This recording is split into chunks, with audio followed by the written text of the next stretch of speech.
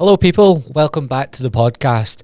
Sometimes I come away from conversations very much enlightened and I feel like a weight has been lifted off my shoulders, and this conversation was one of those.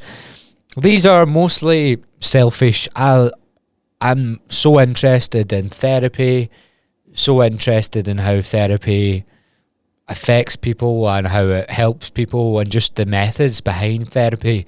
So it's stuff I read about, it's stuff I listen to podcasts about, and I engross myself in this sort of thing. So to have someone teach me about all the different methods that a therapist would use and why is like one of my favourite things to do.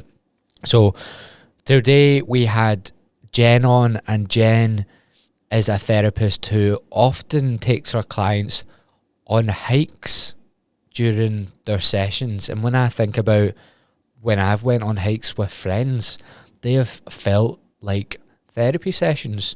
So to actually do that with someone qualified, I can imagine that being just such a... And I've never thought about it before. So that's why I wanted to get her on. Literally just that. I'd just seen she does therapy sessions outdoors, and I was like, I'm interested. I want to know. And I think people that listen to my podcast would want to know. So yeah, I'm not going to bore you with any other or nonsense. It was an erratic conversation, and I would just like to let you enjoy it. So enjoy. So the first thing that I want to start with, because it was the reason I wanted to get you on, was what made you start like exploring doing outdoor therapy sessions? It's hard to answer it with a short answer. You're not going to do short answers. It's fine. It's, you can. I'm going to try be better at like shutting up sometimes anyway. So okay, go for it. So where did it start? I think it connects with the reason that I became a therapist in the first place, and my own personal experiences around that, and then my own connection with nature and being outdoors. And so yeah, it's all wrapped up in that. Personally, it came from learning about the joy of being in nature. So how did I start? Because it's such a complex history. So I've ran for a long, long time.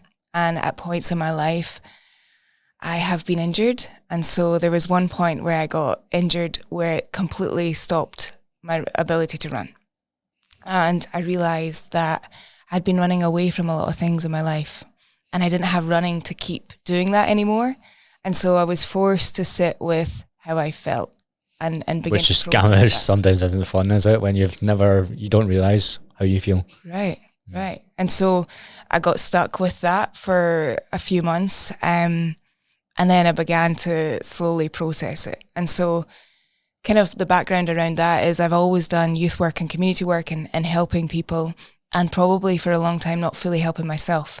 And so the injury was that first point of I've actually got to process a lot of my own stuff. What was the injury? Achilles tendon rupture that I ran a half marathon on, to the point where only runners, full long distance runners will get this, that I changed the shoes that I was wearing and just loosened the laces and my Achilles was swollen, and I just ran a half marathon on it.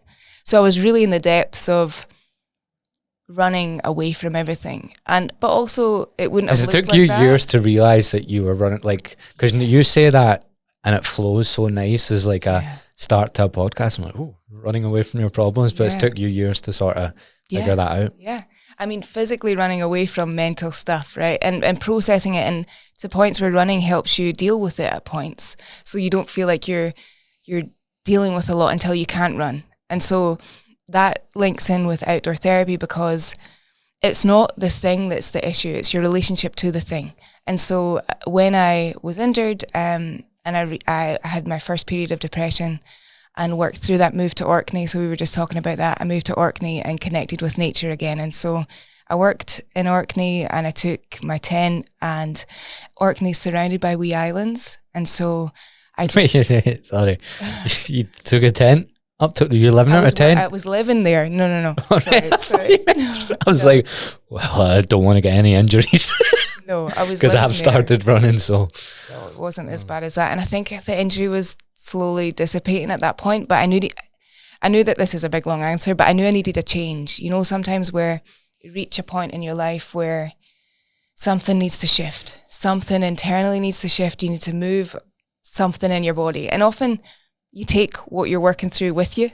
So like I've listened to some of your podcasts and you've went to Australia and different places, and sometimes it can give you like temporary relief from your stuff because you're maybe not around the same people or the same stuff, but you still take it. I used to think of it as like you take it in a wee rucksack with you. So when I got to Orkney, it wasn't this kind of magical experience where I was completely alleviated from all the stuff. But I did have nature, I did have the sea, I did have my tent. And so I worked in a youth hostel after I finished my first experience at uni.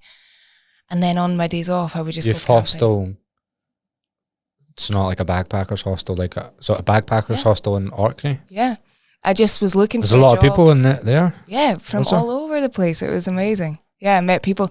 What was really cool about that point in my life is I wanted to get away and process my stuff by myself and meet people. Like you maybe experienced this when you were traveling, like you meet people as you are in the moment. So they don't know that your history, they don't know where you've been, they don't know where you're going. It's really liberating to just be who you are in the moment. I wasn't a runner anymore. I wasn't all the things that I'd attached to my identity in some ways.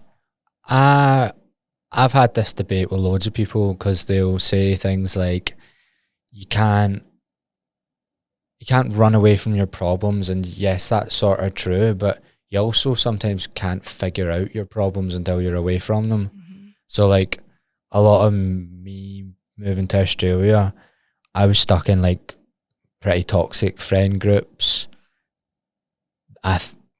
The best thing about moving to Australia was simply you could make more money doing shit jobs. So like I just found here, I had no qualifications or anything, didn't know what I wanted to do. And like the only jobs I had was like call centers and hospitality. And because the wages are so shit, you just feel like stuck doing like dead end jobs, and like you could see no vision of getting, I couldn't see any way of getting out of that sort of trap of like wage to wage living, doing something I hated. And also like I had a pretty toxic relationship with my mum and stuff. Mm-hmm. And it was the first time I got away from all of it. And honestly, although money doesn't bring you happiness, it can alleviate stress. Yeah. And I was always stressed about money. I've even been stressed about money up until like maybe last year. I sorted that out a bit, but like, so yeah, it won't work for everyone, obviously, but just blanket statements in general don't work, don't they? When people are like, you can't run away from your problems, and then people are like, traveling will fix anyone. There's obviously nuance to everything, but for me, it was the best thing I ever done. Yeah. Like it was the start of me figuring myself out. Yeah, me too. Which I still obviously doing every day. Yeah, me too. Yeah, totally. I think that universal messages are comforting in some ways, and they apply to us at different chapters of our life. But then they sometimes don't resonate, after we've went through something or we're at different stages of our life. And so up until that injury though, so I left school without qualifications, grew up, just me and my mum, grew up without a lot of money, and had this real drive that was kind of like nothing else was in my way, and that feeling of just wanting to get out of that situation. And so that's what led to the injury, because really my whole life I was doing too much. I was at uni, I left school with no qualifications and worked my way up to get to uni. So none whatsoever. College, maybe like int 1 English, maybe, but we homekies sort of standard grade. Yeah, PE, like that type of. I get higher PE, man. I'm sorted. It was so difficult though, because I kind of left school without that belief in myself. Had a later diagnosis of dyslexia in my 20s at uni. So my whole life I carried this shame that I wasn't academic enough, I wasn't good enough. But I still had this drive to get out of that situation, which can sometimes be like an energy source in and of itself to move through that. But I just took on too much and led to burnout, led to injury. Before burnout was popularised. So I didn't have a clue. I think it's actually a good movement, to be fair. I think there's many movements that aren't, but burnout, I think, is people understanding burnout now is huge, I think. I had no idea. I was just foggy. And we kind of talked a wee bit about the experience of orthorexia, that it kind of comes in to just balancing all the plates and looking for something to meet your own needs. So at a time where I went through college and then eventually got to uni, and then at uni, was working a night shift job, as well as doing youth work. And the youth work was only meeting like that connection of young people in my, because another kind of tangent, but that I left the community I grew up in. And so when I left that, you leave a part of yourself, although you know you want to move out of that type of community, unfortunately, just with lots of different things, I wanted to move out of it. The youth work was the thing that was tying me back home. So every week from Stirling, I would travel home to this youth club. I was doing night shift on In top Arran of that. or Livingston? No, Livingston, Oh, yeah. I was going to say. Yeah. It was still like 2 trains and a cycle. And then I was running on top of that and trying to race and then getting into podcasts, which I can share a wee bit about what happened in Orkney and how they really helped me. But at a point where biohacking and veganism and paleo and CrossFit were kind of all everyone was talking about on podcasts. I'm really glad you're talking about it, because this is basically all my notes, and I was like, right, we're end up gonna just the stuff I wanted to ask you about. Great. So I don't want to look at this thing, and I just want to see where our conversation goes, because I think we'll end up There's so much. Yeah. There is so much to talk about. So the podcasting at that point, it was people who were trying to teach you things about nutrition. And at that time I was doing physiology and nutrition in sport. I moved from community education to do sport at uni. Another long story, but I really realised the power of nutrition in sport and how that can change your life. But it can become all consuming. And so when you get interested in veganism, and it got to the point where it was all I was doing, and I was like trying to morning rituals, evening rituals, like it was taking up so much of my time. So I was still doing night shift. But 3 minutes, better get this cold shower in. Yeah. Just everything, wee lists of things.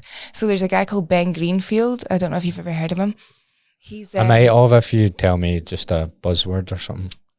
He's been on podcasts that are popular now, like Chris Williamson, Talking about Joe what? Rogan, biohacking. So everything to do with hacking your biology and living the most optimally. So I hate all these words. So some of the stuff is really interesting and can help at points in your life. But really when you're vulnerable, I was vulnerable. I think that's the biggest thing that I could share, that when you're vulnerable and you have low self-worth, all the things that you're trying to do to mask your low self-worth or whatever you're running away from will never fully meet the needs and change that. And so I was always trying to find the answer and getting some temporary relief from fasting, or, which I have lots of opinions on now, or cold water showers, or some of them are good. so, yeah, and that's why it works. That's why it sticks.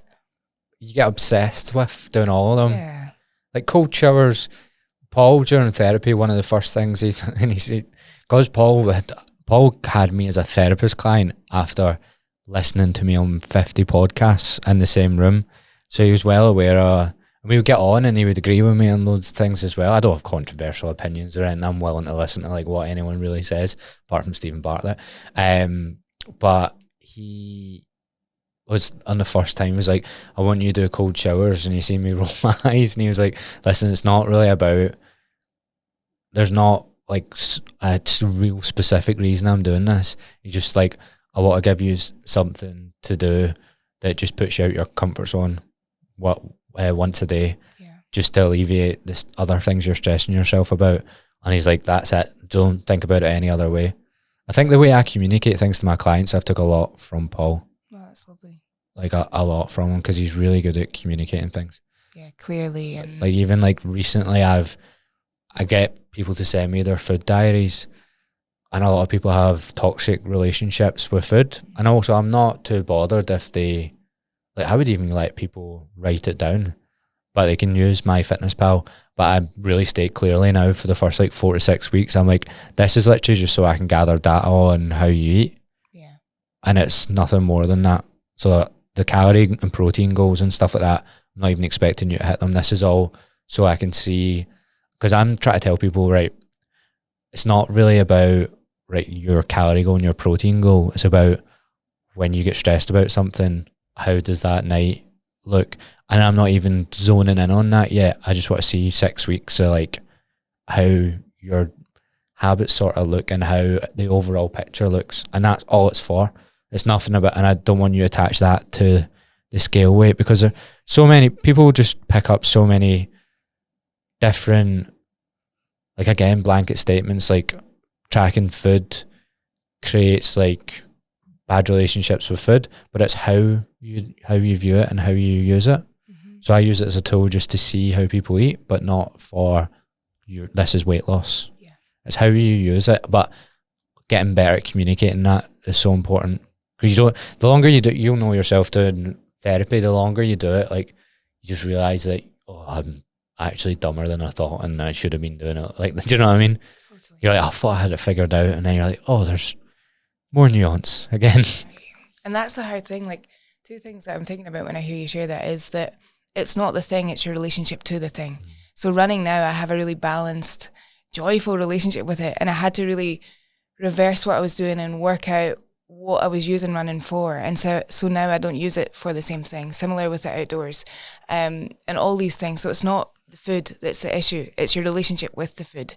And similar with me, like, orthorexia is kind of a wee summary of that. Would that be helpful? Go for it. So it's kind of an over obsession with. So just say what, like, you suffered with this.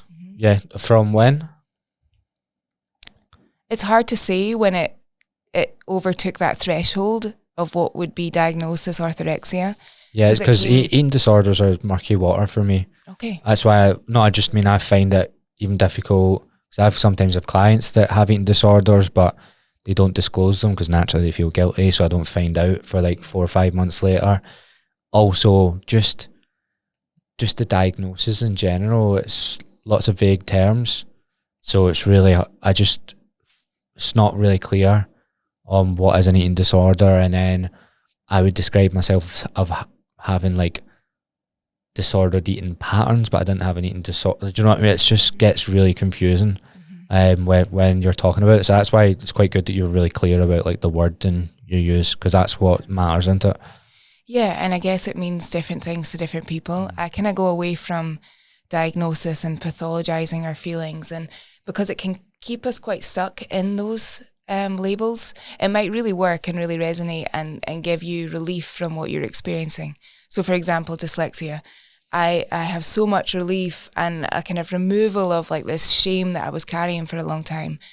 But also when I first got diagnosed, I was wondering, can I even finish uni? Because now I've confirmed all the stuff I thought I had, you know, and the whole process was actually really painful.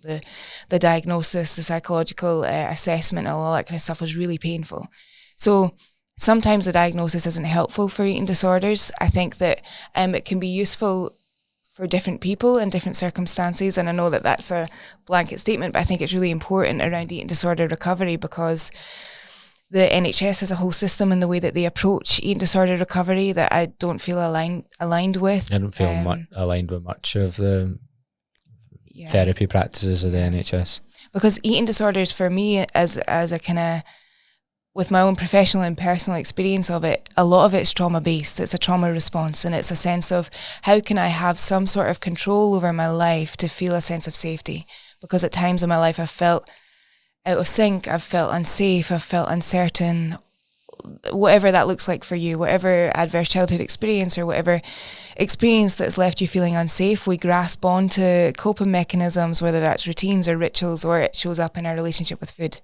So orthorexia, though, is quite an interesting diagnosis, or what will we call it instead of a diagnosis? Like a collection of symptoms, because I think the diagnosis for me isn't helpful. Collection of vague terms that you might resonate with and might not. Yeah, that can move with you through life. You know, if you were diagnosed at a young age, often that is then your identity. It doesn't mean that that's a negative thing, and if that fits your life, that's okay. But for me, I didn't want to go down the path of having support through an NHS, and I think that if I did, looking back, and I was hospitalised because I was at a point where I was definitely anorexic. And you were hospitalised? No, I wasn't. But I think if I was, because I've worked with people who have been, and I've worked with families and individuals who have been, that approach wouldn't have worked for me, because what it was described to me as is it takes away your control. And what having a kind of eating practices and a sense of rules and regulations around food at the time was giving me was like temporary relief from what I was experiencing. It was like so then you would have had to face all the other problems. Yeah. So the eating disorder was actually like giving you the only sort of organisation that you had. Yeah. It's absolutely that. And that's what often addiction is. You hear people who... That's why you speak about Gavin quite a lot, don't you? And that's what he's probably alluding to when he's talking about the addictions that lead into each other, isn't it? Mm-hmm. So he was talking about how his working addiction made him a shopaholic as well. Yeah. Like the other addictions leading into other ones, isn't it? I'm laughing because some of his shopping addiction was like buying CDs and records. Yeah, it's mad. Of them all the time. I laughed quite a lot at his podcast because he's just so open about stuff. He's so great. Yeah. And they're all related addiction in some ways, although they all have a different effect on us. Certain drugs or substances will have a different internal effect. We're all seeking temporary relief through pleasure, through numbing. That he describes it as like something that gives you temporary relief, but you still do it despite negative consequences and you can't stop. And so orthorexia can be framed in that. Maybe I'll just share what it is before we kind of talk about it more. So this is to just a caveat or share before, it's not that healthy eating inherently is an eating disorder. It's that if you become over obsessed and all in on eating, so the easiest way to say it is an obsession of clean eating and categorizing foods as good or bad. And although we do that naturally because we see that certain foods have more nutrition than others, it's when that becomes like the forefront of your mind when you're making all food choices for yourself. It's the guilt associated with what you're calling bad. And then an obsession for trying to remove all of the kind of chemicals or impurities so it can go. So, and unfortunately at the time where I kind of leaned into this was when I came off of paleo and went straight into veganism. So CrossFit and doing CrossFit. By the way, I've had a dietitian on that's a CrossFitter, and just the promotion of diets in the CrossFit community is horrendous. Yeah. Especially like the nutritional guidance is just I don't know where it comes from. CrossFitters would know better, but it's pretty much the opposite of what is the diet that is required for a CrossFitter. Like an extreme sport versus with an extreme diet approach, like devoid of what you need for an extreme sport. It's literally like the worst combination. I'd imagine, I don't want to make assumptions, but I'd imagine a lot of eating disorders came out in the CrossFit community from that. That's a throw it at the wall sort of thing, but just if you think about those two things, that's what would lead me to believe. And you know, I grew up without knowing a lot about nutrition. And so it was kind of like, I was really lucky, although I grew up in a kind of working class community where people were eating not the healthiest of foods. My mum made quite a lot of home meals. So I was really lucky in that when I was at home, just me and my mum, she would make like soups or stews or that type of thing. But when I was out the house, just crisp, chocolate, like everything at all times. In school, it was like all the trays. Do you remember the trays that we'd eat? And it was just like different coloured trays. Did you get that? Like different coloured trays? What? Explain it again. At lunch, you would get like different coloured trays. So I wouldn't eat any school food. Okay. Like I refused. I used to get slagged in school because I used to... Do you remember milk roll? Milk roll. It was like round bread. Yeah, it was a blue... So I used to get... My mum used to make me milk roll and like we used to call it chicken meat. So it would be like the processed chicken. And I would just have them as sandwiches, and everyone would just shout milk roll and chicken meat at me because I'd be like, "What are you having about milk roll and chicken meat?" Oh, that's a shame. And because I was quite fussy as a kid, but I think I had a wee bit of a phobia of school food. Okay. Like I don't like mayonnaise and stuff, so like that's constantly in like the sandwiches and stuff. Yeah. I think that's probably followed me. I'm not really that fussy anymore, but I like see if I eat like a greasy pizza, I have to go and shower after it. Let's see if it touches my face. Aye. Cleansing it. Aye. Okay. But it's not really like something that affects my life, but my missus will mention it. She's like, you shower a lot. I don't like not feeling clean. That's a hard thing in relationships. They're a mirror to some of the things that we don't see or acknowledge. No, I'm aware of these because she's not my first girlfriend. Okay. All of them have picked up on it. So, you know, when you were saying about milk roll and chicken, I used to get called Jennifer Murray chips and curry. I didn't eat chips and curry, but it just rhymed, and that just reminds. Do you know when someone says something, it just triggers school memories? I used to get called dildo. Oh, why? Because my friend found a dildo in my mum's room. Oh, So I got that. followed you. I got that for about 2 years. Actually, we found two. A huge pink one and a huge blue one. I'm fine. It's actually not one of my things that have bothered me too much. But I do remember we were like play fighting in my mum's room, and like he banged my head off the pillow. Well, he hit my head off the pillow, but it hurt. Oh no, and it was underneath the pillow. Yeah. I was like, that didn't feel like a pillow. And we looked underneath. And then as soon as my friend picked it up, I was like, oh, the next year of my life isn't going to be great. Because I seen the delight in his face because we were 13 and we just figured out what a dildo was. So the worst time ever to find out. Yeah, and it follows you because when you're young, people just pick up on things. Yeah, it just goes. Even if you don't react to it, there's nothing you can do to stop that. Yeah, it's so hard. And kind of going back, because I feel like we didn't actually answer why did you get things, right? So there was a couple of things. So you got the injury, then you're talking about the sort of eating disorder, or we don't call it an eating disorder, or whatever. So we're talking a wee bit about nutrition and my background with that, because I was going to share. And then how you ended up in Orthorexia like and stuff. School, yeah, I'll share that. In school, I didn't learn enough about nutrition at all. It was kind of milk at break and just the random Scottish kind of culture that you absorb growing up. I speak often about how my parents were the worst source of advice for food, but I think that's 90% of how old are you? Turning 13. Turning 30. So I'm turning 29 this year, so you're similar age group to me. But so I think our parents' generation, very little of them, at least when I was younger, like I've educated my dad quite a lot. But when I was young, oh my God, the stuff they used, the typical stuff like no carbs after 6, like running for weight loss is pretty much what my dad had me do. And my dad's amazing. My dad's the best dad in the world.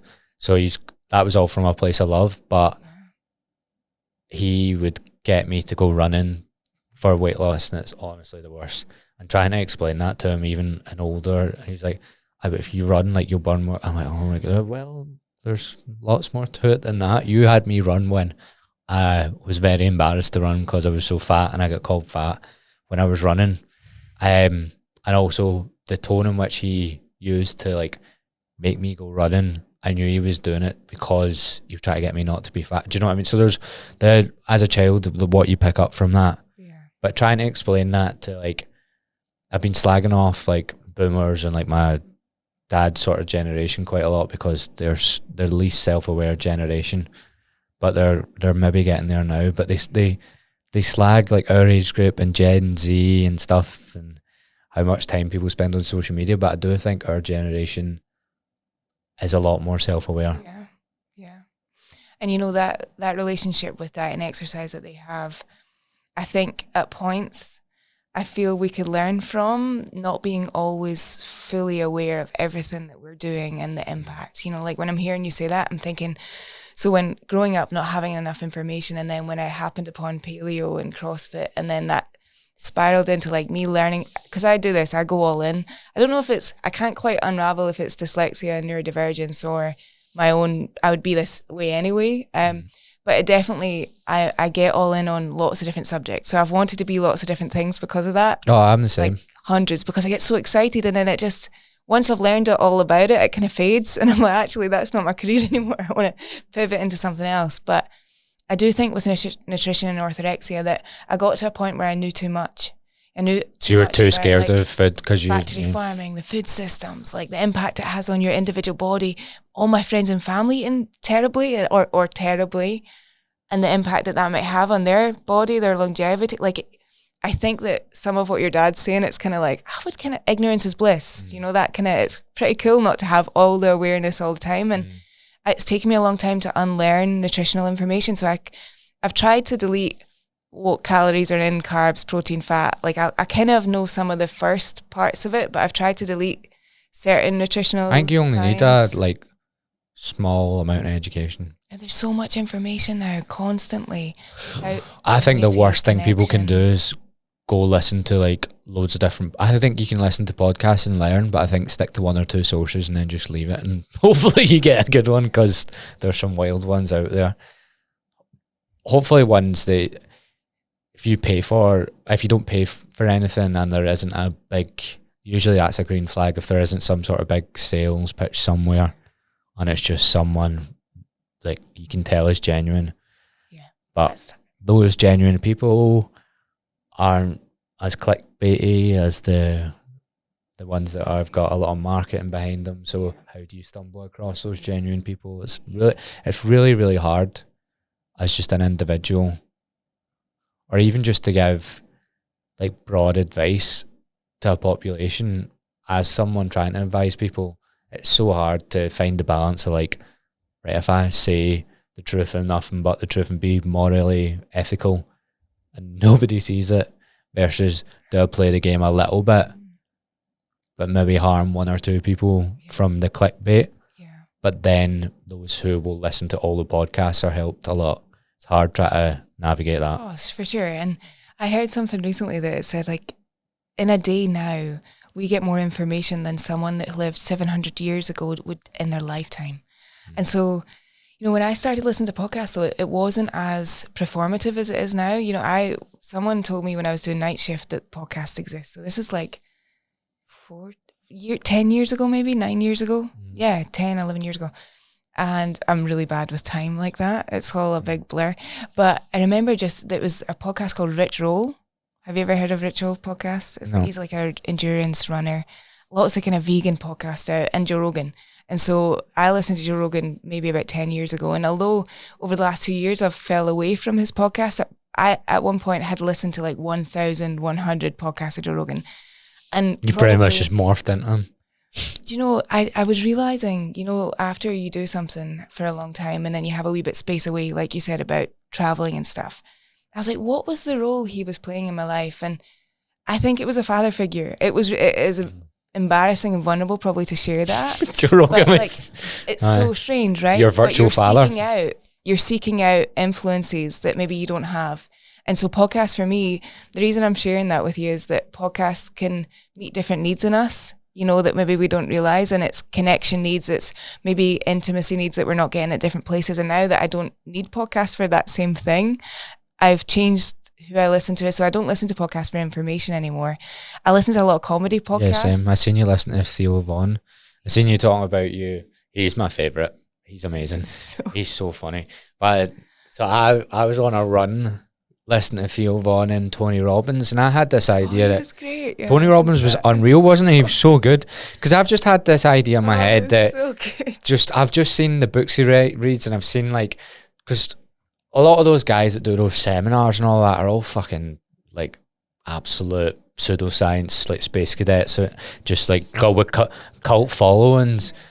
And he probably does have a cult following, but I listened to that podcast and I was like, man, my interpretation of Tony Robbins was so wrong. He's a legend. He seems so down to earth, and I just love how he slags his big hands and all that. Do you hear? But he was, now this is controversial because what I'm going to bring up, you're a therapist, and I've no opinion on what I'm talking about. It just made me laugh so much. But Tony Robbins was, Theo Vaughn's famously been on like SSRIs for a long time. Tony Robbins was saying about how there's so much research to say that they don't work at all. And Theo Vaughn was like, there is. I didn't get an email. I was actually crying. He was like, I didn't get a fucking email or anything. I've been on this shit for 20 years. Oh, I actually remember that. Exactly. I had to stop my run. I was actually in tears. Dude, I don't get an email. That makes me so laugh because he was so surprised and he totally trusted it. It was like, I'm just on this for no reason at all. Yeah, that was so funny. That was such a I was crying well after that. It was so funny. It was, and I think he was so vulnerable and he's so receptive to challenging his thoughts. You know, so I listened to him when I was in Orkney, and I remember, like we were talking about before we started, Can I get you just to move that a wee bit closer to you? I pressed play on one of his podcasts, and then the solo ones. Yeah. Oh, I'd listen to Theo Vaughn solo would scare me. I think I've watched quite a lot of the YouTube clips just because. So I think up until recently, I've spent a serious amount of time on my own, just because I'm an only child, and I've rinsed podcasts and stuff as well. But I'm like a really extroverted person that spends a lot of time on their own. Okay. I would say, but that means I'm with my thoughts a lot, and I think my own thoughts not like are toxic, but I just think really fried things all the time. Like my brain is often absolute tangents, and Theo Vaughn is next level. So me on my own with my thoughts, with Theo Vaughn's thoughts in my ears, I just don't think it's a good combination. I can listen to him talk to because someone else is like sounding out his thoughts. My thoughts on top of Theo Vaughn's thoughts would top me over the edge. Do you think?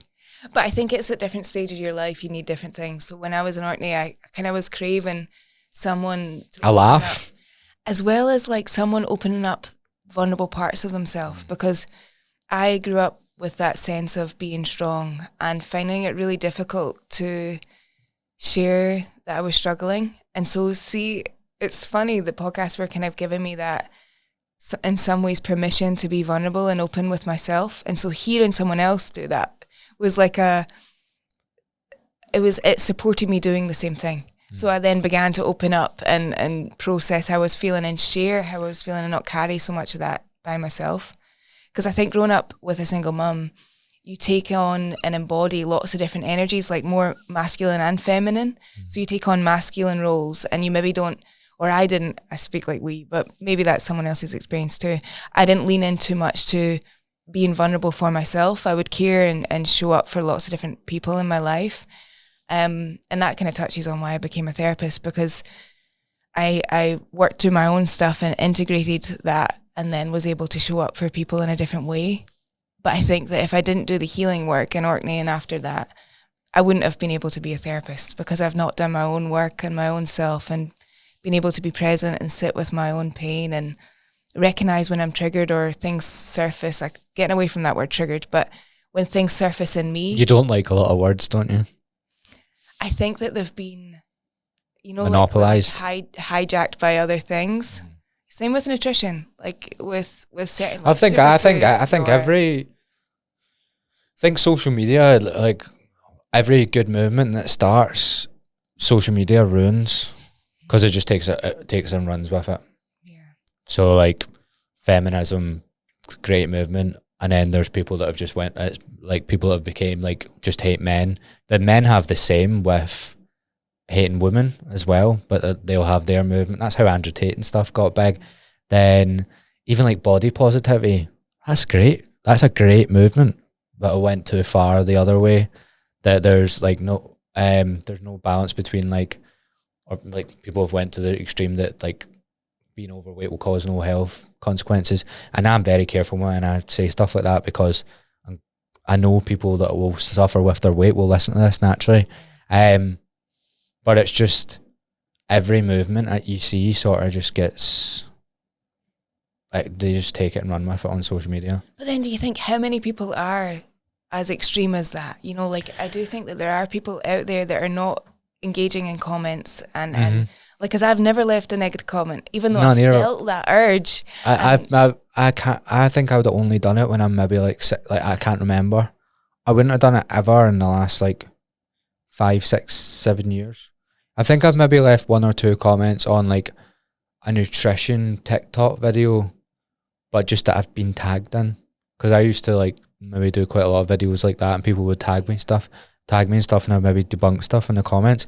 But I've never been in a place where I want to leave a negative comment. Yeah. And it's quite, so I've recently done a few reels that are like TikToks on the Stephen Bartlett stuff that went wild, and it would make you think that the world is actually crazy. But I'd see if you go into if you spend time in real life and just go to a football game, or go to a gig or go to the pub, people aren't anything like what they are in social media comments. And I think if you spend a lot of time on social media, you can end up thinking the world is mental. But that's where I've got the movement, like that I was talking, like that movements have went too far. You're probably right that I'm maybe only seeing that on social media. Because I think that there's so much wonderful impact that these kind of movements have that we don't see because it's not like extreme and talked about enough. And I've been learning a lot about our nervous system recently. And so I was talking to a client about it today because there's parts in our body that we don't fully understand. And so we're maybe in modes that we are kind of working on automatically and naturally without recognizing that we're in it. And so a part of our nervous system is fight. And if we're constantly stuck in fight or flight, which I have been in, and we all have because we fluctuate between different, is it interesting to share a wee bit about our nervous system and share, do you know much about your nervous system and how it shows up? I'm having Paul on my podcast on Friday, which I'm well excited about. I never wanted to ask him for ages. No, I've got a specific question for him. So I done 6 months of therapy with Paul, and I've been trying to figure out how I can kind of convey my experiences to clients as a personal trainer without not getting into the messy where I'm not qualified, but like giving them some awareness and stuff. But I went 6 months, and I went because I basically thought I was incapable of a healthy relationship until I like went and figured out what goes on in my head. And then I got in a relationship, and it is healthy, but three months in, I still got the same feelings that come up, but it was just sheer anxiety. And in the past, a lot of the actions, like who I'd been with, had maybe like left me to feel like that, but I knew for a fact that this was just, and like, because nothing had happened for me to feel like that. Okay. Whereas usually I could go, right, this made me feel this way and stuff. I just was like, it was the thought of like getting in a relationship and like the same things happening. It was almost like past experiences. I was like overthinking that. So I went back for another session with him, and like in therapy, I think I would be more honest than ever, like most, like a lot, not than everyone, fucking hell. I mean, I would have the goal of getting to what I wanted to speak about, but I would, go to other places first because I'm too embarrassed to talk about it. But Paul kind of started picking that up, I think. So he would like entertain them at the start, and then because I was having like nightmares and stuff, but that was related to it. But that's where I started with, and he just started properly going through fight or flight responses with me, because I was so. And is anxiety, would that be flight or manifesting? It's different for everyone. Right, so if I have anxiety, I hate when people say my anxiety, but if I had anxiety, and when I've had it in the past, my thoughts are just like a million, like 100 miles an hour, and I'll be like ding, ding, ding, ding, and every one will like be more ridiculous than the other one, and I'll be able to fully sit there and go, I don't believe any of these thoughts, but I can't stop them. So I could literally just sit and write stuff down and be like, I don't even believe any of this, but because it's been said over and over and again in my head, it's making me start questioning it. And then he was like, right, so you'll be able to explain it better than me, but he was just like, you're in fight or flight mode, and here's some tools to get out of it. And also I done CBT on myself, and I just took the cognitive distortions he had gave me before, and I basically just redone the session because I done it in here. I was just scared about what was happening to me, so I went, fuck it, and I'd booked a session with him. I was like, right, I'm just gonna do what he done with me on myself, and then like it was 2 days of it, and I spoke about it to my girlfriend as well, and then it started getting a wee bit better, but I wanted to know what to do the next time it happened, because I avoided like doing any exercise, because I thought, right, my first thought was I don't want to like just exercise to take myself away from the thoughts. He was like, as long as you're aware that you're not doing that, he's like, actually when you're in fight or flight, like I don't know the science behind it or anything, but he was like, just even getting yourself into a different heart rate zone and stuff might actually help your nervous system. I don't know enough about that. That was just the way he explained it to me. So I know a little bit, but only from my own experience. But that was like when you have like epiphanies or like I knew that specific advice and me learning that was going to be so like change my life, because I was so scared of that happening to me again, because my first breakup put me in that like mode for like honestly 18 months, and I was like every minute of every day. So I've always been terrified as anticipating it's coming back. And I'm like I actually can't I can't go into that again. Totally. And before I quickly share about the nervous system, thanks for sharing that. I feel like that's a really powerful example of it all, and I know you're vulnerable anyway on this, but I think it relates to my experience of Orkney, and I'll share a wee bit about that. But when I experienced you've teased me so much about this Orkney experience, but it does relate, and we'll kind of go I'll tell you about this magical, the tent. mystical place. I was just in the tent all day long, figuring myself out.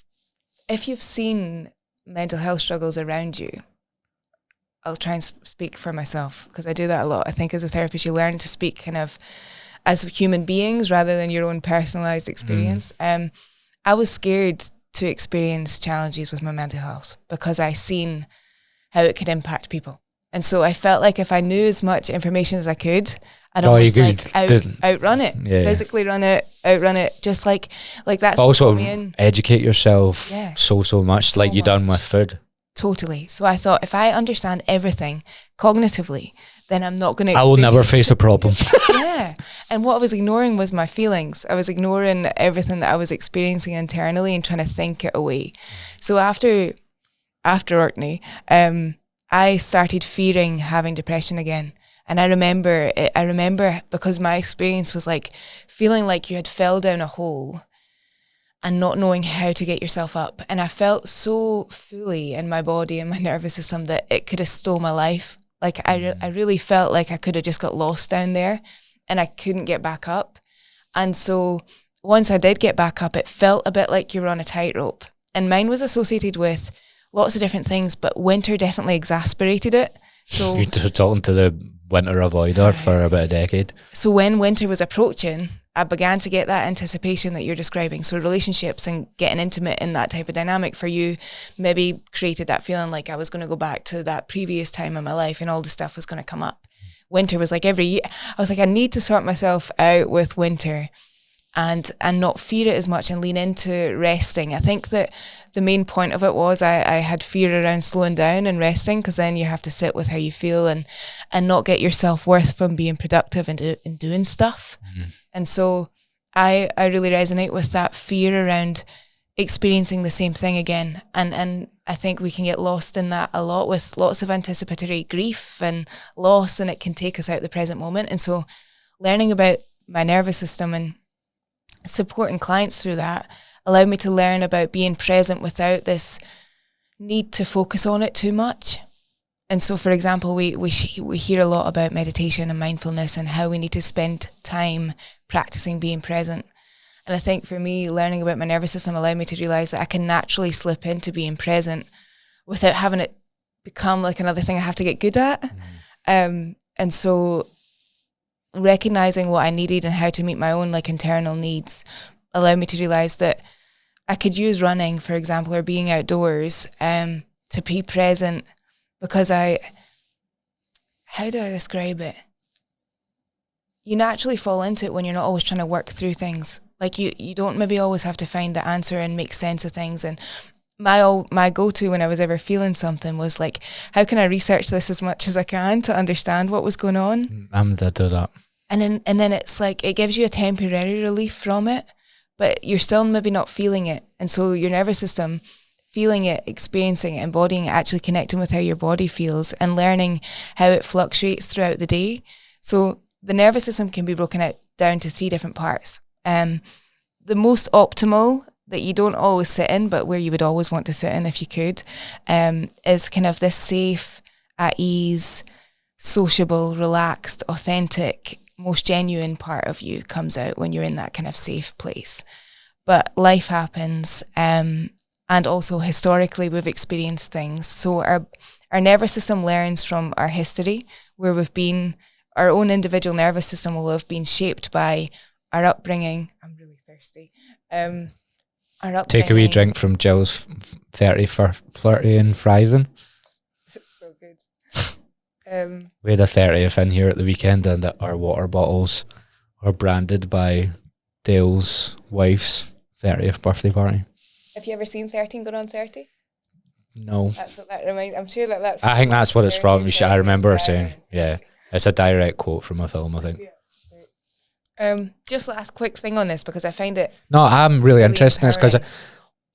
what Paul described to me was like, I would love to know more about it. That's why I want to ask him. Your nervous system's so cool. Yeah. And it's so like directly related to exercise and what different types of exercise we can do depending on our nervous system state. I would love to know what the effects of. So I speak often to clients about how they don't have. A lot of the times it's not really about them, even what they're really doing in the gym. Even just if they get there 2 or 3 times a week, what you see happen to people if they can do that for like 6 to 12 weeks, even if they miss 1 or 2 of them, but then they show up for themselves. Yeah. Honestly, the way they think changes. Yeah. And that's the only tool, that's like the biggest tool I have as a personal trainer, is that building belief in themselves. Because I come at personal training a lot different than a lot of personal trainers. I think a lot of personal trainers almost drag their clients through something, and I try and more empower them to do it. So that's why I don't think like there's a model where PTs will train clients 2 or 3 times a week in person. They become attached to you and almost feel like they can't go to the gym without you, or they didn't learn any of that on their own.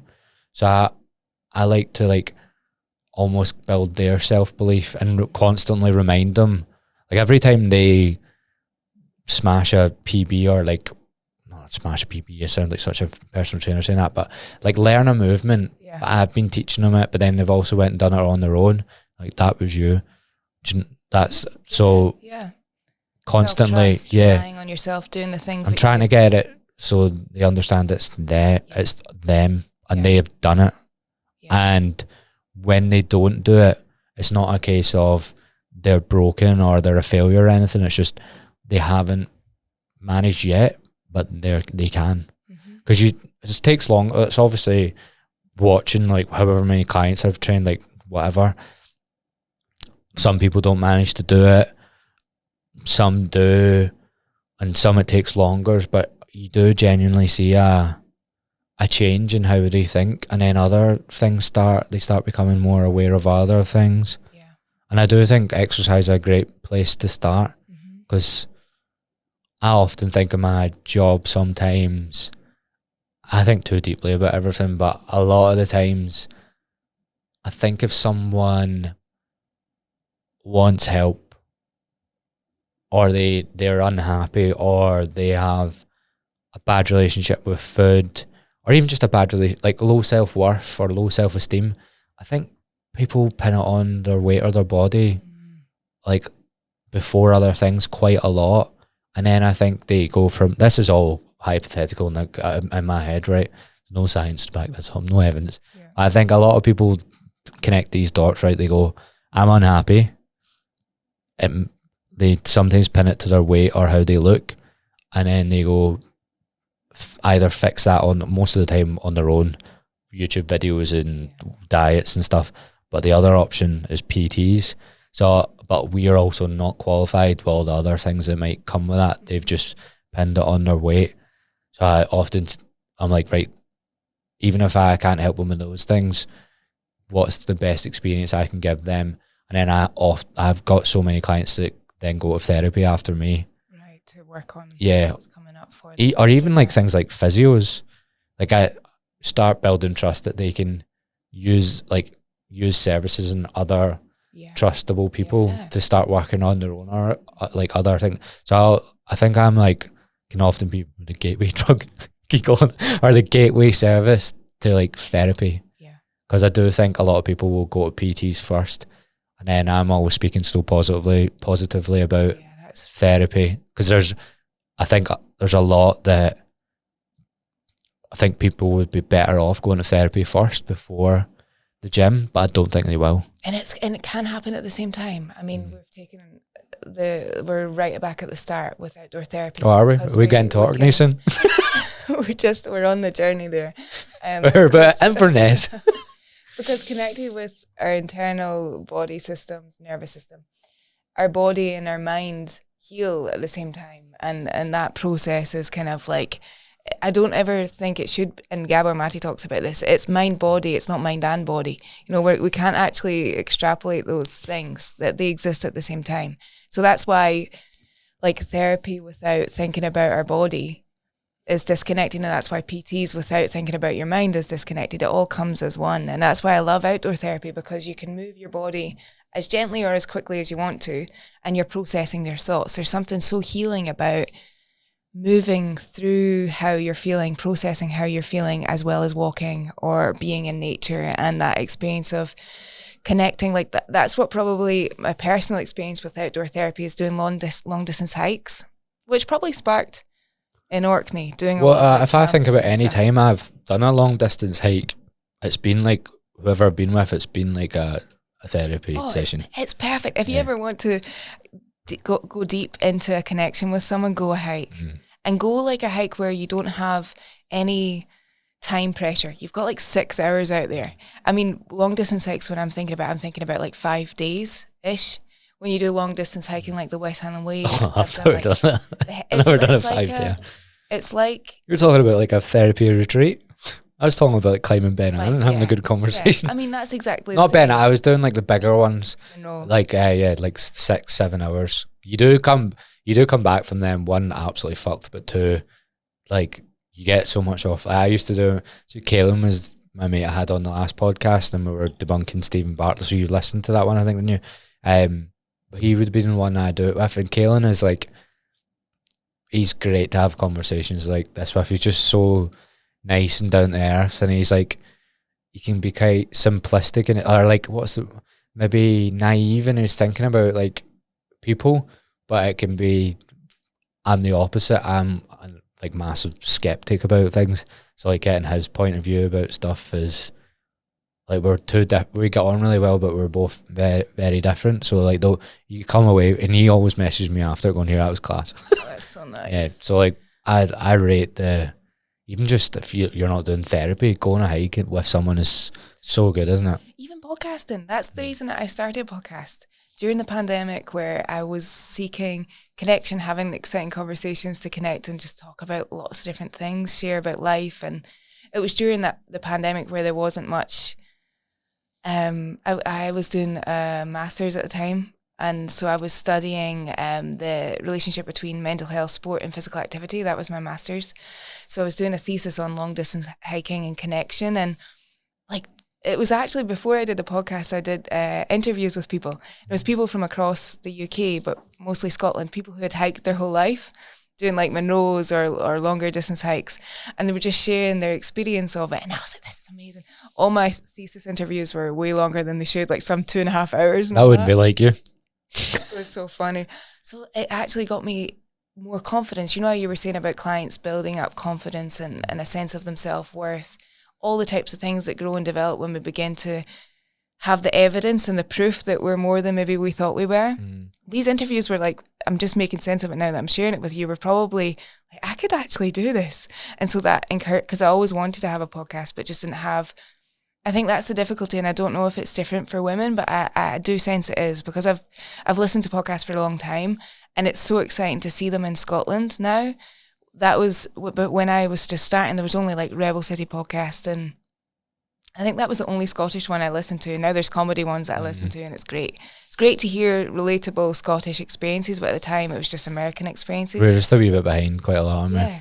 But then when you look at it, and I don't know, I can't say this objectively because I've not done all the research, but I do see a lot more men doing podcasts in Scotland right now, and there's not a lot. There is some women doing them, but not like solo, not. I wouldn't really have a clue. Yeah. To be honest. Because you only see what comes up on your screen, don't you? I would have no idea. And it's the algorithm and not that feeds, because there's a lot of kind of comedy podcasts that come up on that. Comedy is the best genre by far for me. Like, it's such a relief. Because I'm getting sick of podcasts becoming this. Everyone's doing the same podcast. Like, it becomes everyone quoting the same thing, especially like the productivity. You know, they're all just got James Clear's book and just reading it out basically. That Atomic Habits book, and just quoting things like that. Whereas the comedy ones, I like the fact, like, so someone commented on I done a short form clip of the Stephen Bartlett thing, and they were like, this should have been edited. So much time has been spoken about other things and not the main topic. And also, the reason Stephen Bartlett's podcast is so good is because it sounds like it hasn't been edited. And I'm like, but that's because it is edited massively and every single gap is cut out and the camera changes. Whereas I don't like listening to I like the erraticness. I like to just, that's why I like comedy podcasts, because I kind of like the fact they interrupt each other with a joke and it's funny. It's just natural, it's genuine. And I think it goes back to the reason that podcasts started in the first place, it's connection. You know, like you were saying about therapy, or when you have authentic connections with your friend you were describing there, that's what we're seeking. So I think that when they're ingenuine, incongruent, they're not getting connection from even doing it, never mind releasing it and hoping because I said at the start of this I would ask questions and then shut up, but like, then you also won't open up that much because I'm just asking you questions. Yeah. And you're not saying that, oh, he's actually a person that has an opinion or a thought process behind what you're saying. So, and that's why I don't like listening to podcasts like that. Yeah. When it's just someone speaking and then almost like, I've never wanted to interview someone because people are like, oh, you're good at like interviewing. I'm like, but I'm not interviewing. Because it's probably like people would say you have to have people that don't support your opinion or whatever. I'll only ask people on that I want to know more about what they're doing. Right. Because then if I wasn't interested. That's why I stopped having PTs that want to talk about calories on. It's like, I'm not interested in listening to it. I don't speak about calories much to my own clients that often, so I don't want to listen to a PT talking about it. Yeah.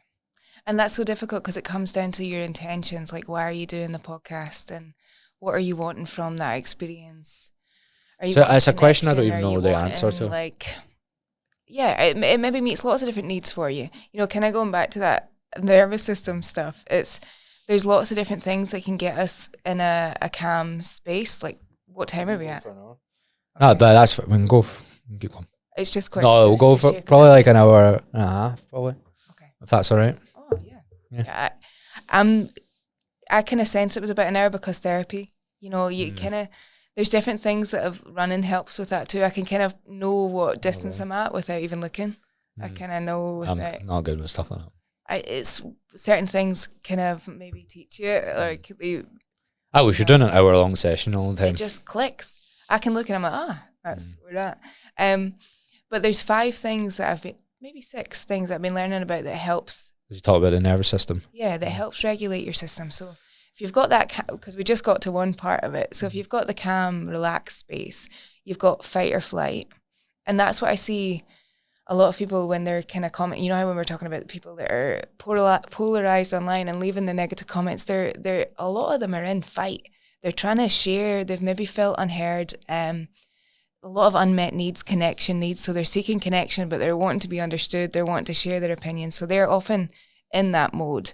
And then you've got stuckness. So that can be kind of associated with lack of interest, demotivation. Maybe your nervous system's felt overwhelmed from a historical experience or something that's showing up in the moment, showing up at day to day. That would what burnout would maybe look like now? Yeah, just a sense of like disconnecting from the moment. And then also what's really sad about that type of stuckness is that when you come out of that, you have a lot of internalized guilt and shame because you feel like you should have done something. It's when you freeze, that sense of freeze that people can maybe not articulate themselves fully in an argument when they're overwhelmed, or they say things that they wish they could have articulated. Yeah, you come off there, fuck, I should have said that. So there's all those kind of things going on, and it's like at a different continuum. Some people might feel a wee bit stuck and disconnected, others might feel like completely stuck and out. And so what we want really in the most optimal way is to fluctuate between all those things, because they're all trying to help us navigate the world. And we need to feel certain ways to cope with existing stuff that's going on. And so one thing that I've been learning about is like, how can we regulate when we're feeling dysregulated? How can we take pause? And sometimes that's really hard if we're in a moment where we don't have time for that, whether we're maybe having an argument or a disagreement, or we're at work or something's going on where we don't have that space to have pause. But if we do, there's 5 or 6 things you can lean on. One of them is exercise, but it's finding the right exercise that feels right depending on your nervous system state. So it might be running when you're feeling anxious, you're feeling that flight, you might want to just get rid of that. It might be boxing, it might be something that's like... It's crazy because I automatically assumed that would have been a bad idea. Right. I just assumed running away from my problems. Yeah. But it's when he broke it down into like, you're in a different, like I'd imagine, I didn't have the Garmin at the time, but I'd imagine when my heart rate would have been higher from being anxious. So I was thinking about it that way. And that's not... I guess that's a really, really good point to share, that's not to say that would have been right for you. Maybe if you're internally, intuitively saying this doesn't feel right, then maybe it's not. I would have done anything to get out of it. Yeah. And so shaking can be like a good, like, have you ever heard of that before? Like shaking off like energy, excess energy that you're experiencing. Like, I'm reading a book right now that's talking all about it, and like, we're the only animal that doesn't shake. Like, really? Dogs shake, cats shake, like, they shake to change their state, how they're feeling. I don't know why I'm fully shaking right now, but that's like just expressing that. Like, certain parts of the world do have rituals around dancing and moving their body intuitively. Yoga, like they have rituals around that, but like we in Scotland, I don't know if that cascades to like the UK like as a whole, but we don't dance or move our body or connect with our body. No, we're not dancers. No, and we feel awkward. Apart from that weird Christmas dance and we got forced to do that. So I remember. Yeah, I seen a video about that recently, and they were actually doing it. And I think there was a lot of childhood trauma from that. Oh my God.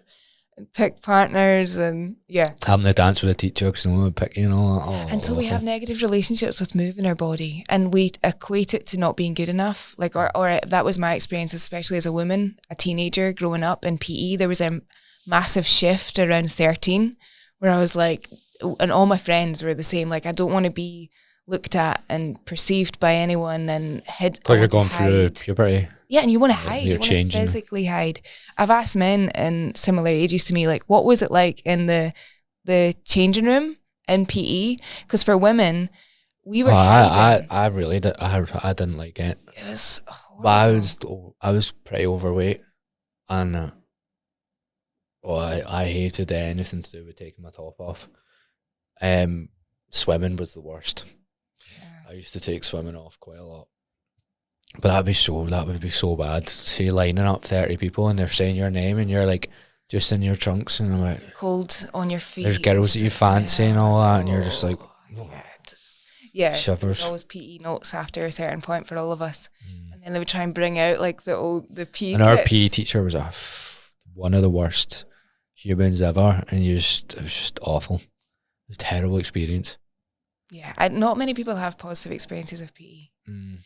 I mean, maybe some people do, but I mean, I definitely think it's like our first point of relating to our bodies and other people's bodies, and then that carries.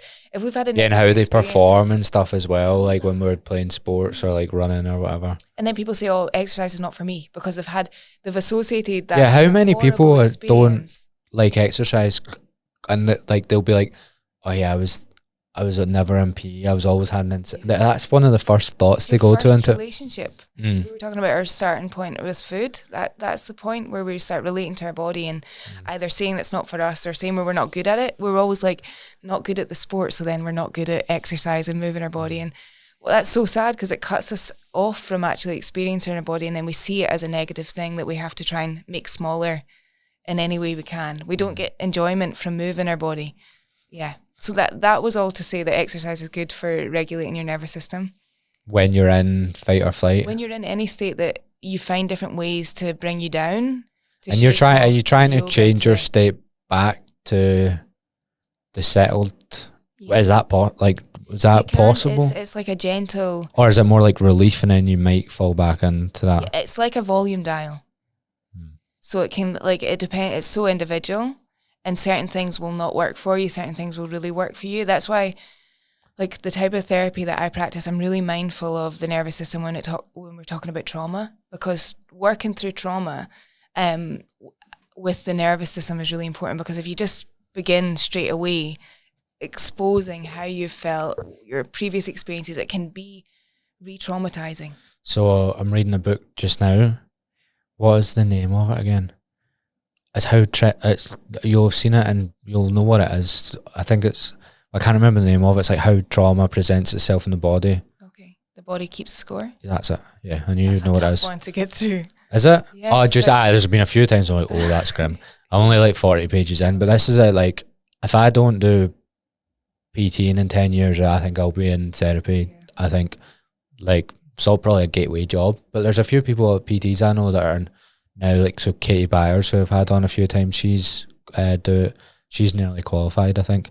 I was going to say, yes, they were talking about a woman that had an eating disorder. I don't know if you remember that, innit? Maybe it was anorexia or bulimia, and they were force feeding her, and then he was like, after it, realised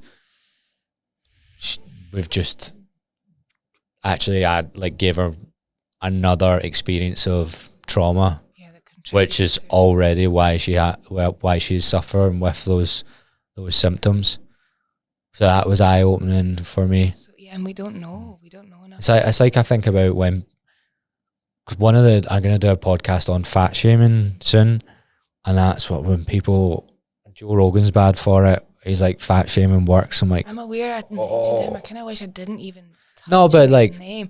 I gave me some like Joe Rogan. No, but he's like, and leave the rest. Like some things resonate, some things completely I don't agree with. You can tell he's a genuine nice guy though, and he's like done so much for the careers of people like in comedy. You can tell it, but he just doesn't understand a lot of things, and he shouldn't be talking about it.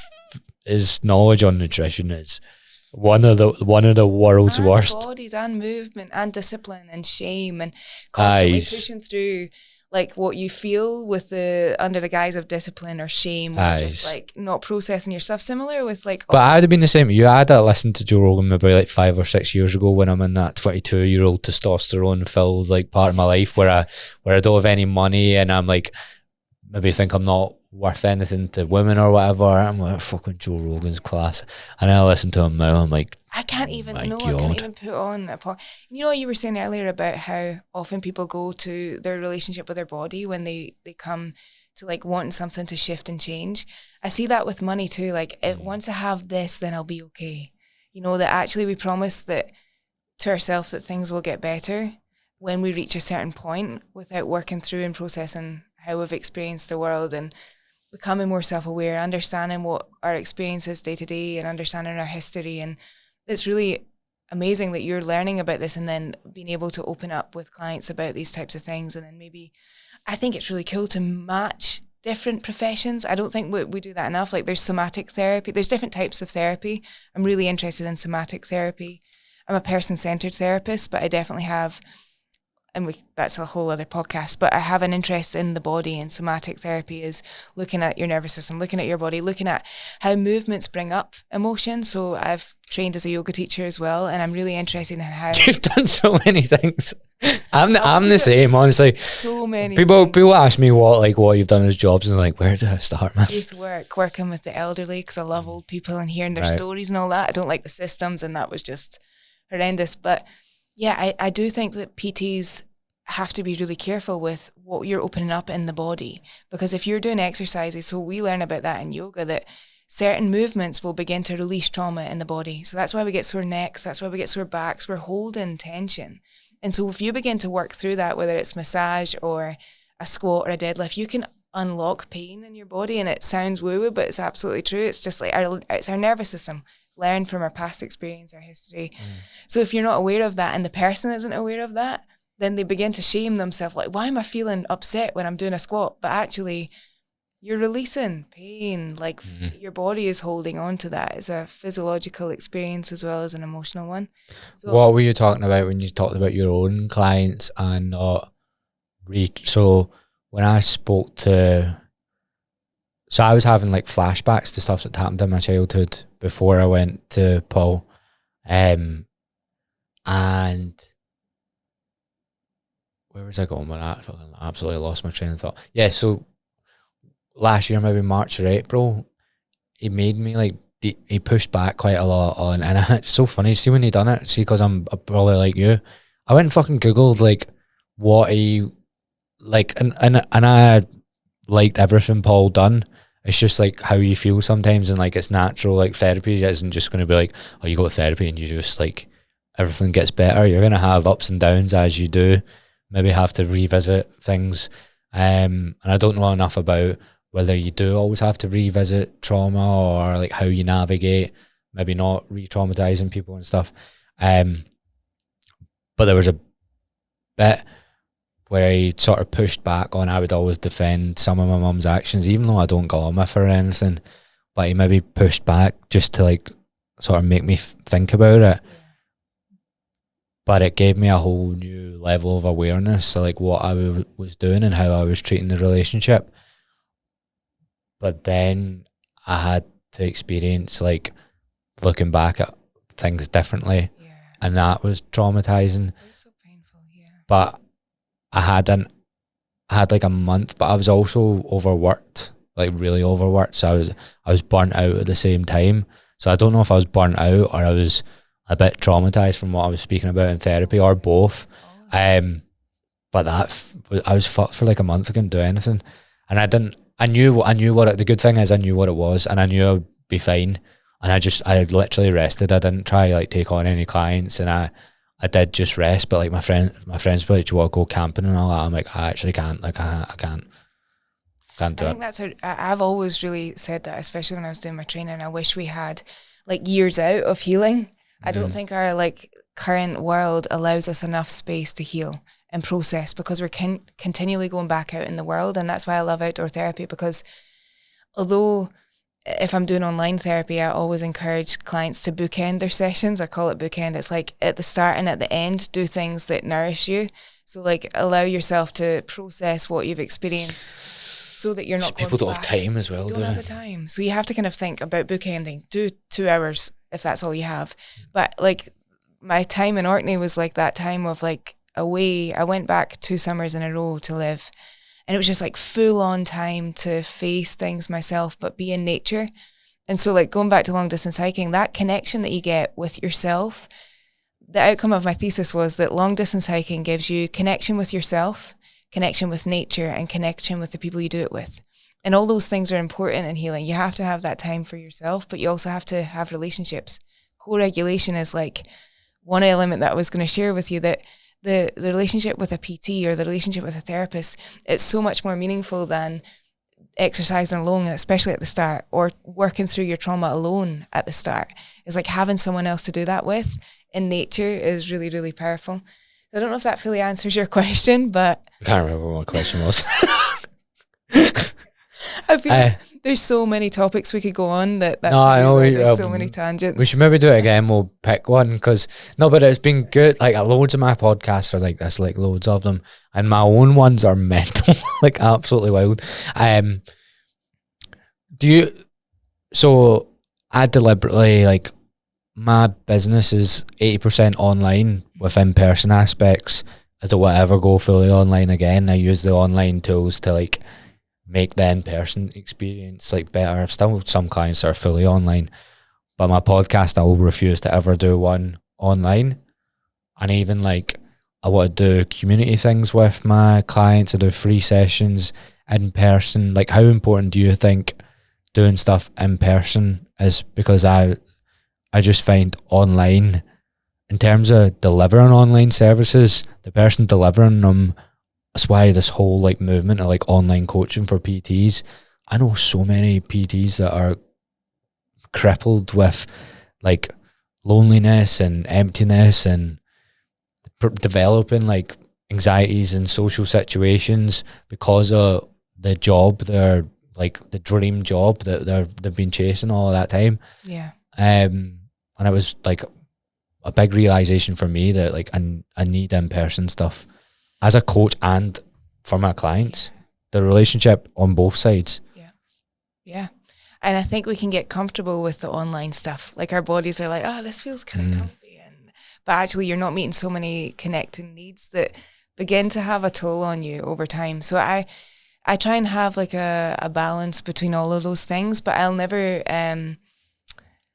it's all dependent on the client. So person-centered counselling is really meeting that person where they're at, with the hope that we'll have outdoor or in-person sessions. So I work online, I work in a practice, like a room, and then outdoors. And it changes with the season.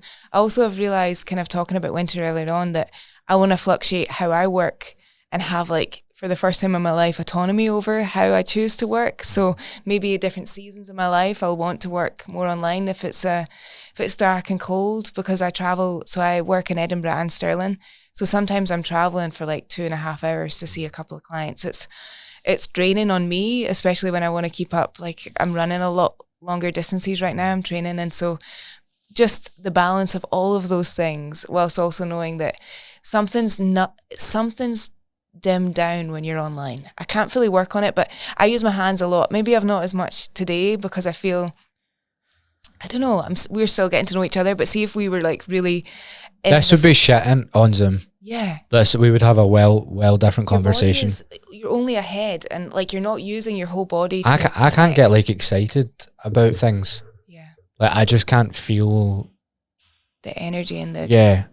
So I can't...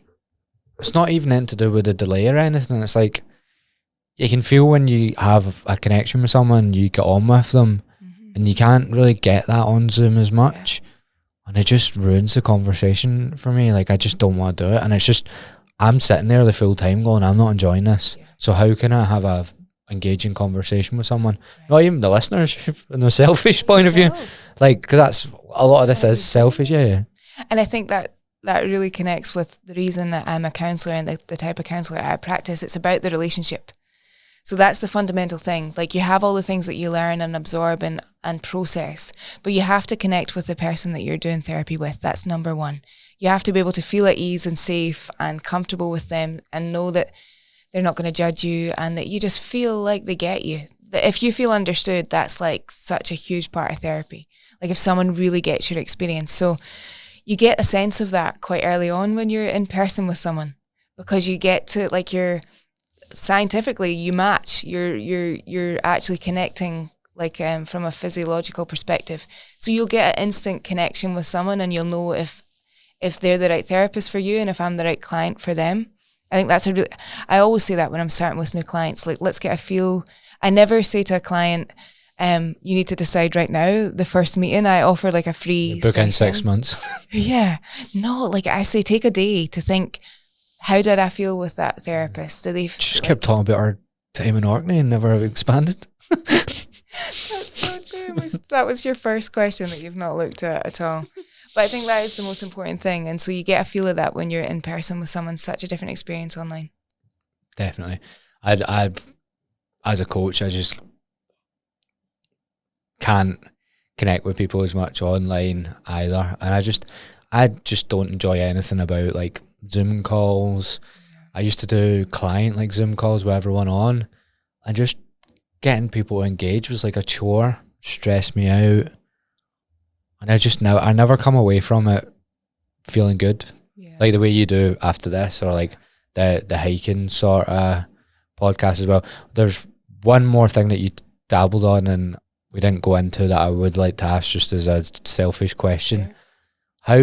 How do you like navigate knowing there could be a potential experience that someone's had that's traumatized them, to get them to work through that trauma without re-traumatizing them? Did I word that well enough? And see, before I answer that question, can I just say that something that I think's missing and I would never have been fully aware of unless I had this experience. I studied with someone who had cerebral palsy, and seeing and hearing about her experience made me recognize the importance of online work. So there's lots of different experiences that made me realize that, but one of them most significantly is like there's so many people cut off from experience. And before the pandemic, there were so many people that got told they couldn't work from home, but actually like the pandemic magically made everyone work from home and make that a possibility. So like I think financially as well, it makes it cheaper for people and more accessible. So it makes online coaching actually cheaper. We're probably reaching people that we would never have reached if we didn't have like the possibility of online work. And so I just wanted to share that. I find that's got really its important. own challenges as well. Reaching people that wouldn't work in person with someone. Yeah, we're probably opening a can of worms with that last point, but but I speak about this with people all the time. I'm like, I probably have clients that are like real, or have had, that are way more socially anxious than I'm aware of. Stuff like that definitely crops up because they're gonna go to online coaching more. So it's a whole different challenge as well. There are two different jobs in my line of work. We train differently. So there is like a different risks involved. It's hard to read people's full body language when you're in person versus online, or the other way about. I have a client that is is kind of going from being on the phone to online to in person. So they see that journey for themselves, but they would never have been able to start. And they made a really good point. I think lots of people in my life, not just the people I've worked with, that you're perceived more when you're in person. You can't hide. You can't especially. You need to be on the ball. Yeah. Because you're talking about not judging people. So you need to constantly be like aware of your body language, because something I'm aware of as well. Like we have different jobs, but there'll be so much similarities. So like clients are constantly watching how I react to something they say. Yeah. It's almost like they're leaving little nuggets of information and then like looking at you, and you have no idea about that when we are so unqualified. I'm getting a lot of my knowledge and PTing, and I just don't even treat it as like personal training. I'm like, that's my mode of helping someone. Yeah. Like is through the exercise. That's what I know about. But like you need to be able to navigate all the conversations, because people are constantly like giving you wee bits of like stuff they have experienced, and they're constantly, without them even knowing it, they're subconsciously watching if you're judging them. So in person, you constantly be aware of your body language. I think it's so interesting that you took it in the way that your body language, because I was meaning the other thing, but you're absolutely right. I was meaning that clients are more aware of you seeing them. Oh yeah. Like it's a really vulnerable thing. Maybe you've got it differently because you see them moving their body. Yeah, you're so like your client will be able to hide their emotions if I can't see them. And that leads on to your last question actually, because I think I could answer it in lots of different ways, but I think the biggest thing that I've learned about myself through therapy is like the biggest journey of self-awareness, that even if I wasn't a therapist at the end of it, I'm so glad I did it, because you can't hide. You're in the spaces that you learn are like group circles where you're sharing for hours upon end. Like you can't hide your past experiences, your present feelings, like things that you thought didn't exist. There's nowhere to hide. You're fully yourself. And so one of the things that I learned that I adapted to be really, really empathetic based on my childhood experiences from a really young age. The only thing that I would cry about is if other people were crying, or could feel the tension. I'm really attuned with other people's emotions. And I didn't really know that. I just knew that I felt all the time. And so that led to Orkney, it led to the burnout, it led to, I couldn't be in communication with someone without feeling and hearing and experiencing their whole history. Like people on the train, people on the bus, anyone I was working with, I was connecting with them in such a intense, intimate way really early on, even if like we only had 15 minutes together. And so that empathy I've learned to have boundaries with. Like I never used to, it just flew out of me. I'm bad for that.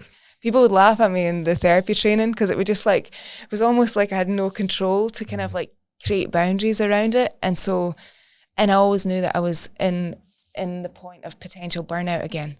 So I was like, how do I need to do that. If I want to be a sustainable therapist, I need to figure out how to get boundaries around my empathy.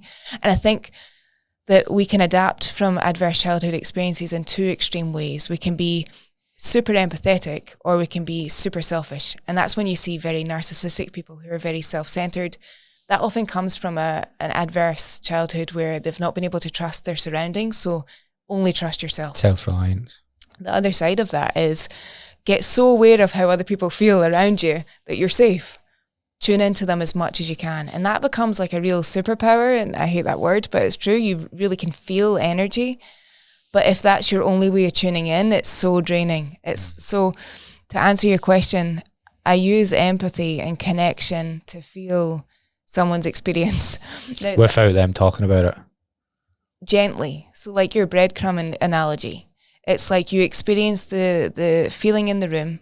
You experience their dysregulation or regulation, where they're at, how safe they feel. You ask, you check in. Are you feeling safe? What's going on in your body right now?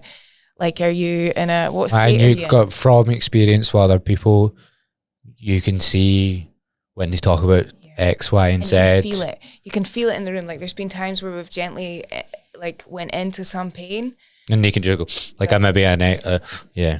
Let's maybe go for a walk. Like, we've done that. Like, I've been mid through an in-person session. What, and stop them about to, like, because they're about to maybe think about something? We're maybe in it. We're maybe in dysregulation together because they've brought something up and they're really triggered. Go for a walk. We're like, okay, what would be good for you right now? Let's go for a walk. I don't know, I've worked with young people and we've had like Play-Doh and like different things that are like moving certain parts of their body and drawing art, writing things down, like any kind of thing that is going on at the same time as you're processing. I know it's kind of like a woo-woo way to answer your question, but I think empathy and compassion and tuning. I don't think it is. You maybe like took a while to come round, but I understand exactly what you mean. I can't give one answer. No, it's like, fine. It's just. Did we end on Orkney, or did we? We spoke about why you went. Yeah. And we spoke about the podcast. I guess it's like just sharing that if you can in your life, try and trust that you can do solo things. I think so many women, especially when I was there and when I came back, were like, how can you do that? Different points in your life, you have a different relationship with risk. At that time in my life, going through like my first time of depression and stuff, I was numb to risk a wee bit. Yeah, so my full from 18 to like 25, I didn't care about risk. I was in the middle of nowhere in Orkney, just camping up my wee tent, taking pictures and all that. Like, I got a flight to Bangkok, had nothing booked or anything. I'd never been on a like above 4-hour flight or whatever. Didn't even know if they'd brought your bags onto the connecting flight and stuff. And I just fuck it. That was great. Yeah. Do you think you would do that now? I wouldn't travel again, but I would like. You'd still have that freedom to I would. I've always been able to like move places and not give a fuck. Okay. Like on my own. Yeah. It doesn't scare me at all. There's something about though being a woman that changes your perception. I understand that. And that is it's different though, because I think my relationship with risk has changed. Like some of the places I camped by myself, I don't know if I could do. I don't know if I could camp by myself. That's a whole different. And you hear I'm not very like and, I'm not very practical. Okay. I struggle to even put the tent up. I mean, there was times I had to take up my tent and leave because I tried to go to the same place on an island called Hoy that's like the windiest, hilliest island ever. And I had to pack up my tent at like 2:30 in the morning because it was like coming in on me. I was at the side of a cliff but I guess, yeah, just to share that if you can go away yourself and see how you feel, and especially in time in nature, like Scotland's so amazing. Like so much to see. The islands, the highlands. It's only like, 40 minutes away so before much. You like hit the start of the most scenic. Like I went up to Oban last Monday. I take myself away for like 2 or 3 days. Like I didn't start it as like I'm going to do this every year, but I've just been doing it where I book like an Airbnb and go away on my own. The other time I done it in a container in Stirling, and I was outside Stirling. They had like a border collie. Container. Literally like a industrial container, but they converted it, and they had a like gingery border collie, and I just spent 2 days with. I like plan my work, but not actually do work. Yeah. So like just plan what I want to do for the next year. It makes me think about things without doing, because if I just sit in here, I'll just do the regular work. And I had done it in Oban Oban is beautiful as well. And you'll see what comes up ideas wise. Yeah, mad. Like, you don't. I never at school thought I was a creative person. Now I'm like, ideas were just pouring out of me in Orkney. Like I've just I've never read them back, but journals of I wanted to start a seaweed business. Oh, read your journals back. I've got journals, man. I'll fucking read mine back and piss myself because I'd write exactly what I'm thinking, and I'm always like taking the piss even in my own head. So I'll write back. Right. I had one that was I journaled at New Year, and I was going to stop drinking last New Year. And I was writing, and I'd had like 3 drinks or whatever, and I was like, I think I'm fucking, this next year's going to change my life, or I could just have had 3 pints. That's the way I like I'll read it back and I'll just piss myself. You're just your full self. Yeah. I don't even know if I could read mine back. But it's so freeing, like, to go away and see what comes up, right? To just... Yeah. And just to connect, like, Scotland is so incredible. Scotland's amazing, honestly. Hostels, wild camping. As soon as you hit Loch Lomond, there's about like 200, 300 miles of just the most amazing scenery ever. I have a kind of bucket list to myself. I can go to all the islands I can in my life. So I've been going solo trips and with my partner to different islands for like a long time now. Oh, really? Every year it's like so I'm going to Egg this year. Egg is amazing. Have you ever seen it? I don't know what Egg is. Just Google like the Isle of Egg. It's so good. Is that a place? It's a place in Scotland? Aye. There's so many islands around Scotland. I've only just found Skye. So. Wee ferries, like Skye, I was there last year. Did the but the wee ferries like only go like once a week and all that. Some of them don't they? Every day. To Egg? Aye. Did they? Right, Yeah. okay. I'll look into Egg. And then there's wee islands close by that you can take like wee day trips. I was in Mull. Have you seen Mull? I want to go Mull. I went on a I want to go trip. Isla Harris and Lewis. Oh, yeah. I did the Hebridean Way there. It's good. It's really rough going. Beaches look Paris amazing. is amazing. Yeah. Right, well, we end it there. Yeah. Thank you where can people find? Well, I'll just put it in the description. I hate all of that rubbish. I'll just put it in the description. If people want to find you or do therapy with you or whatever, I'll tag your stuff below. And thank you very much for coming on. That was an erratic conversation. I know. Do you think it made sense? Yeah. Yeah. We eventually circled back to Orkney. We're fine. Okay. Right. Thank you very much.